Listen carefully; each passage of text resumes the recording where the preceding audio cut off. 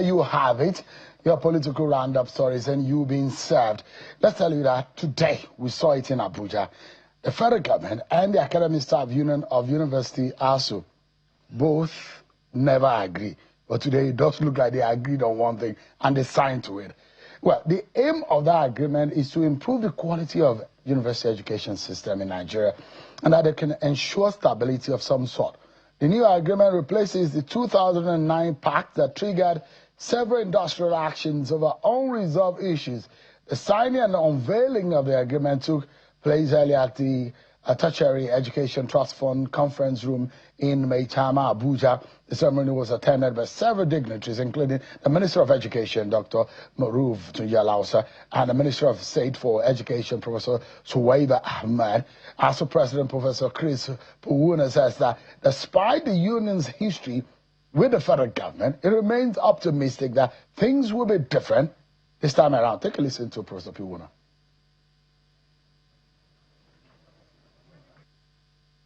As we are here with joy for a successful collective bargaining between ASUU and the federal government, we need to note that there are still pending issues which are more internal, that is dragging the progress and survival of our university system. Government persistent encroachment into the autonomy of the universities have not stopped. The Governing Council is legally the highest decision-making body of the Nigerian universities, and they are responsible for policy direction, financial oversight, and appointment of principal officers. In practice, however, councils are often subordinated to the whims of government authorities. A recurring problem is the arbitrary dissolution or suspension of governing councils by the federal and state governments, and the reckless intervention in the appointment of vice chancellors. That is the ASUU president, Dr. Chris Puwuna. Now, a lot of you who perhaps graduated and those of you who are still trapped in the Nigerian universities and you spend more time than expected, let me give you an understanding of what has happened in the last 5 years. For those of you who may not remember, summarily, it appears that in the last 5 years, some students may have lost 2 academic sessions by staying at home due to COVID-19 or ASUU strike. ASUU strike largely being the most problem. In 2 years, students stayed at home for about 8 months. In a year, I think about 7 months, another year, 8 months. So you can see from 2020, if you flip the page to 2021, there's always, every year has its problems. 2022, we had the longest shutdown, 8-month strike, crippling academic calendar nationwide. Court order issued, lecturers return reluctantly. 2023, I think we saw no pay, no work, academic calendars were now compressed, salary disputes linger, IPs, a lot of questions as to what exactly is the problem. Even speaking with you, I also suffered. If you remember the Union Learning 44, I was in school when that happened, so I know very fine and lovely lecturers who, for the sake of, for the reason of ASUU strike, they were out of jobs. Some of them died even before they could be returned. You remember Dr. Oloruntoba Oju and the Rex, Dr. Bode Omojola. Those were beautiful lecturers who were out of jobs because they were protesting and fighting the federal government. Let's get to the conversation. How can this be sustained? Dr. Tunjalausa, who is the Minister of Education, is live for us here on the program. Thanks so much, Honorable Minister, and Happy New Year. Thanks so much for joining us tonight. Thank you, and Happy New Year to you. Congratulations. I heard from third parties about what you are doing in the ministry. You are one of a few. We thought that those guys who come from America always come with beautiful ideas, lovely ideas, but they don't know how to implement. But this is a statement that we're in the right direction if everything works right. There are happy university lecturers in the room today, but then there's a big question, implementation. But what brought about this idea? Is it a consolidated, is it a solid idea and agreement that was signed today? You've asked a lot of questions, and I'll just address all those questions very carefully. You've just said that in the last 5 years alone, some students lost to almost 2 academic sessions. They were home for sometimes upward of 8 months. But I'll tell you, Since President Bola Ahmed Tinubu was sworn in, May 28, 2023, 2 academic sections, no strike. It didn't happen by coincidence. These were deliberate efforts that were put in place to keep our children in school.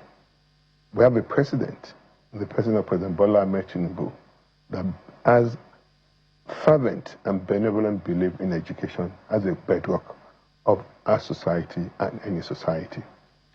What happened today, the historic event that happened today, that is great for our country, all the kudos would go to the president. We have, for the first time in the history of our country, a sitting president took charge directly, being told what was going on at every point of the negotiation with ASUU. When I started dealing with ASUU, I said, ASUU, I was warned when I got in as a minister that those ASUU people, they're very toxic, they're bad people, they're demons. I said, no, I'm never going to be prejudiced. I went in with open mind. I was open-minded with dealing with them. As I started dealing with them, the first president I dealt with was Professor Emmanuel Sedeke, later Professor Chris Piwina. And as I was talking to them in meetings, I realized that these are fine, brilliant, patriotic people. What they wanted was fair compensation, better welfare, good education system for our children. And that's what this president wanted, but this president wants as well. So our aims, our goals are perfectly aligned. So now how do we get there? I told them we'll negotiate with you with full mutual respect, transparency, honesty, and I warned them that we have the best opportunity here, the person of this president, President Bola Ahmed Tinubu, because this president believes so much in human capital development. When you talk about human capital, you're talking about education, health, and social protection. And for the first time in the history of our country, you have a president that is invested so much heavily in these areas. And I said, please, let's get the maximum opportunity. This president will give us everything we want. And today, I'm happy and I'm vindicated about my promise because I know President Bola Ahmed Tinubu loves this country so much, and that's why you've seen transformation in every sector. And what the president is doing is putting our country on path of sustainability with every transformative reform that's happening. Are we there yet? But today, compared to 30 months ago, Nigeria is better off with President Bola Ahmed Tinubu. I haven't answered your question. Okay. Let me answer. You're talking about sustainability, about if this agreement will be implemented. An agreement is useful. It's not the beauty of any agreement is not at the point of signing the agreement. It's at the implementing phases of those agreements. Before today, we've already started the implementation. The chairman of National Salary, Income and Wages Commission, the person of Mr. Inter, worked nights, several hours between December 29 and 30 to ensure that the circular to back up the various welfare components of the agreement was released. That circular has been released, and when we're negotiating the agreement, the president said, I will not give you the go-ahead to go and sign an agreement that I know I won't implement. As we went back and forth, the president, do I have the funding to do this? When the president was convinced that he had the funding, he signed off. Today, we have the funding to support the 40% salary increase that we've given our lecturers in all our tertiary institutions. We started with ASUU today. The enhanced and academic allowances, 9 of them in Hall, have been very structured, now well structured. The lecturers know, our academic staff know who is paying. They want the universities will pay. They want the federal government will pay via their personnel cost. And now, the president even went further and created a new category of allowance for our academic staff. It's called Professorial Cadre Allowance, an enhanced additional allowance package This was never. This This President Bola Ahmed Tinubu came up with this idea. Is it a research base or just this allowance is for professor, okay. for professors alone. As long as you're full-time professor, professorial chair, as long as you're a professor or you're a reader, you get that additional pot of money. Per annum or per session? It's been bucketed per into annum, the salary, but you get it every month. And I can tell you, a professor will get almost over 140,000 naira top up every month. A reader will get about 70,000 top up additional every month. Never been created, never been done before. The president came up with this himself. Said, I'm meeting my commitment. And when you have a president that, when they make promises, he doesn't make empty promises. He makes those promises with the full intent, with the full conviction of meeting those promises. And that is what we've seen in the last 30 months plus. Let me come in quickly. 16 years ago, that's when the last deal that the government had with the ASUU, which was during the Yaradua. And that created a lot of problems. The first issue, and I mean, some of us who have been, we've seen it and were around, scrutinized it a bit then, but we didn't know down the line there were going to be problems. Now, looking at the pact that you signed today, one thing that came out to me, and some of the lecturers might be asking the question, the 1% GDP funding source, how do you hope to achieve that? You know, that's with about research. You know, some part of the agreement, you know, several components of these agreements emanated since 2009. And ASUU was very strident that what they agreed on with the federal government in 2009, they want to keep, they would like to keep every single component of that. They don't want any deletion. Now, we now said, because we're negotiating in good faith, transparently, and because we wanted the best. We wanted enhanced package. The president wanted enhanced package, a welfare package for them. So we agreed with the National Research Council and things like that. But when I tell you, you have a president that is fixing throughput, front and center, end to end, transforming this country.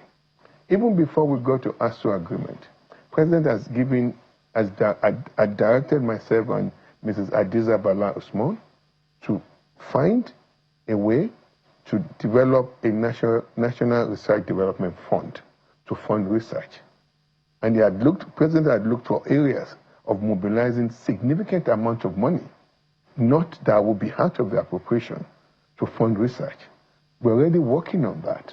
So now, 1% of GDP, good chunk of money to fund research. At the end of the day, we will have a robustly funded research development fund in this country. Never happened before. But, so now, and the president was probably proactive. The president never saw the ASUU agreement. He just called us and said, listen, I don't like the way research has been in this country. There is no way, the government doesn't have a proper way of funding research. You two go and work, come to me on how we can fund research properly. And you are from, in fact, you practice in a sector of medicine that is backed heavily by research in the US. Yes. Without research, your sector can never thrive. Yes. And when we wonder how universities and those who are academically inclined wonder how the society here in Nigeria never looks to the university or never look to the academia for solutions. And COVID-19 came. The rest of the world went back to, they went to MIT, they went to Harvard, they went to Cambridge and seeking solution on solving the medical emergency across the globe. And they were getting solutions. But Nigeria, we had nothing to run back to. My own issue is not the funding. It's about the synergy, how the gown meets the town, and how that handshake will happen. Yes, we have the funding. Yes, we have the brainy lecturers who can do the work. But then, how do we implement sustainable developmental issues that will help our society? Thank you so much. We have a government that we're very futuristic. We're not waiting for problems to happen. exactly what you just said today, it's out of coincidence. I just inaugurated the drafting committee of our research and innovation, research innovation commercializing committee that we've reactivated about 9 months ago. We have a robust research, innovation and commercializing committee, which is to bring research to market. Right now, we have a lot of researches going on, a lot of things, they end up in shelves, they're in journals. We're not using those research products to form, to get them to develop impact. Startup, business that can scale up. But we're far ahead as well. We've already inaugurated our own research, innovation, and commercialization committee that will do just exactly what you've just said. How do we convert this research endeavors, this knowledge into impact, into impact solution that impacts people's life, product that you can develop businesses, opportunities from. So that's already done. The drafting committee today, even about the intellectual property, that committee is already working with the Attorney General Office on how to create a more robust policies and process to protect people's intellectual property. Government of President Bola Ahmed Tinubu is working. It's that President believes in one thing: this country will be put on path of sustainability forever. So we already have that. The drafting committee was inaugurated by me just a few hours ago. They have 3 months to come up with the result. We've also created very robust funding behind that research, innovation, and commercialization committee, which is currently being housed in TED Fund. But the plan is, into the future is, once we get to the point that we have the National Research Development Fund, the agency being developed, we still have to go through the usual process of getting the FEC, getting the Attorney General to draft the bill, and we take the bill to the National Assembly. Once that one president assents to the bill and becomes a law, then we will now move that RICC, Research, Innovation, Commercialization Committee, as part of the National Research Development Fund. We're very deliberate in the way we're moving our education sector forward. For our viewers who do not know what you signed, I've tried to distill that agreement into some of this information that our viewers can see right on the screen. I've broken down some of the agreement, from the funding to the management in the university, administration, lecturers' welfare, and all of that. I don't know if that. No, this is not it. The agreement. No, this is what the non-academic staff union were talking about. But the non-academic are also asking, what about them? No, we're already negotiating with them. You see, let me tell you something. We have a changed country. Please, I want people to really give President Bola Ahmed Tinubu credit. Let's take politics aside. This man is managing this country the way any egalitarian society should be run. Before we came in, let me tell you, in our ministry alone, we had 3 different committees that was negotiating. One committee was negotiating with the universities, and one committee was with ASUU. One committee was negotiating with ASUU, the polytechnic academic staff. Another committee was negotiating for the colleges of education academic staff. And all the 3 different committees negotiating with the non-academic staff. So you literally had 6 committees that were not talking to one another. Create a lot of discord, lack of trust. But we said, no, we're talking about tertiary institution. Why do we need 6 different committees? We collapsed it into one. The Alhaji Yahya Ahmed federal government Alhaji Yahya Ahmed committee for tertiary institution. That same committee is negotiated, we finalized, we've signed the agreement with ASUU today.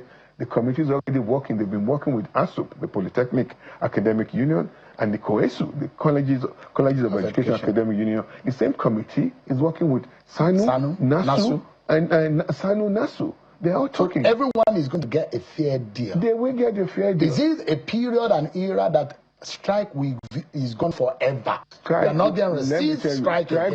You see, when you say, I sit here, the political will at the president level. President said, our children must be in school.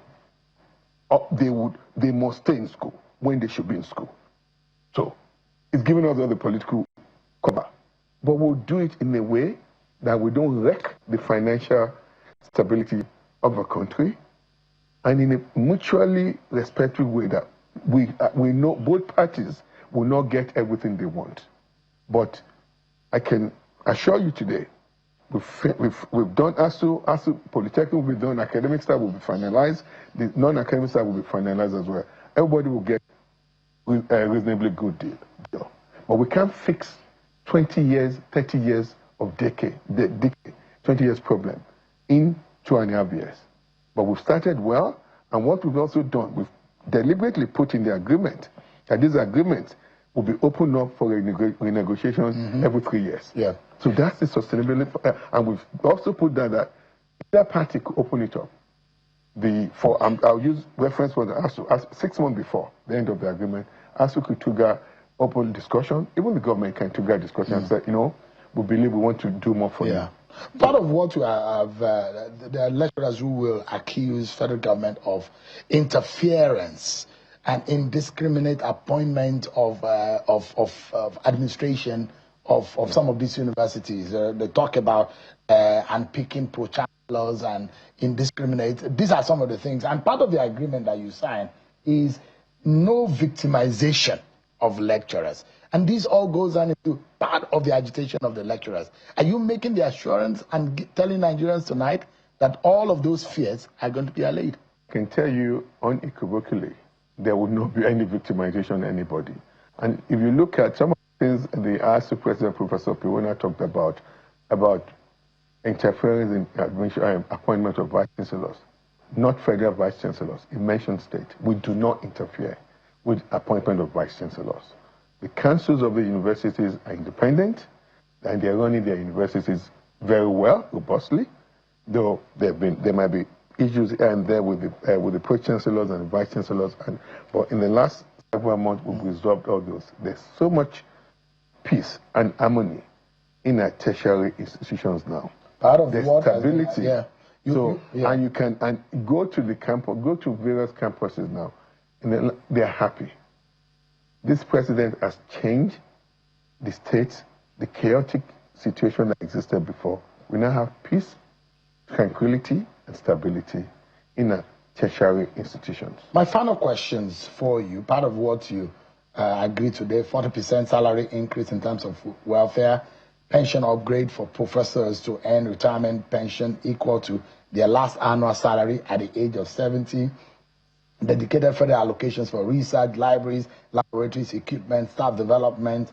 You talk about national research breakthrough to receive at least 1% of Nigeria's GDP every year to fund university research and innovation, academic freedom and governance, stronger university autonomy, protection of staff and implementation timeline. You said that it's going to start from, it has started actually from January 1, 2026, and it's going to be reviewed every 3 years. The assurance and the final word I would like to get from you is that in all of this, what is the ultimate agenda of this government? Do you have what you plan to make to grow Nigeria education into? What is your ultimate agenda in this cycle? The ultimate agenda is to move our country from to a knowledge-based economy, not a product-based economy, because we have a huge young population that are eager to learn, that are very creative. It's in their DNA. So what we need to do now is to give them the best education, for them to unleash their innate capabilities to help build, expand, transform the economy base of our country. And that's this agenda. That's what this agenda is. And I hope that. And I'll tell you. And the way to do that is to make sure they're kept in school, and more so, you need the lecturer to be incentivized, the teachers to be incentivized to teach them well, to give them well, and that's what we're doing. We're eating the cake and having it at the same time. But if you do the right thing, that's what happens to you.